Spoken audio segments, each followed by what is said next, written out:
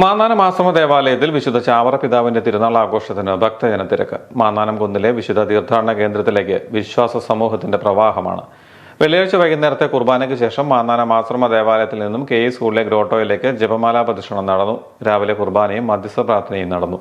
വൈകിട്ട് 4:30 ജപമാലയ്ക്കും 5 വിശുദ്ധ കുർബാനയ്ക്കും ഫാദർ ആന്റണി കാട്ടുപാറ കാർമ്മികത്വം വഹിച്ചു. തുടർന്ന് ദേവാലയത്തിൽ നിന്നും ഫാത്തിമ മാതാ വഴി സ്കൂൾ ഗ്രോട്ടോയിലേക്ക് ജപമാല പ്രദക്ഷിണം നടന്നു. തുടർന്ന് പരിശുദ്ധ അമ്മയുടെ വിമല ഹൃദയ പ്രതിഷ്ഠ, ശനിയാഴ്ച രാവിലെ 6 പ്രഭാത പ്രാർത്ഥന, വിശുദ്ധ കുർബാന, മധ്യസ്ഥ പ്രാർത്ഥന എന്നിവയ്ക്ക് Thiruvananthapuram saint Joseph province provincial father Antony Elanthottam കാർമ്മികത്വം വഹിക്കും. 8 വിശുദ്ധ കുർബാന, 11 ആഘോഷമായ വിശുദ്ധ കുർബാന, ഉച്ചയ്ക്ക് 1 പിടിയേരി കൂട്ടുനേർച്ച, 4:30 ജപമാല, 5 ആഘോഷമായ വിശുദ്ധ കുർബാന, മധ്യസ്ഥ പ്രാർത്ഥന എന്നിവ നടക്കും.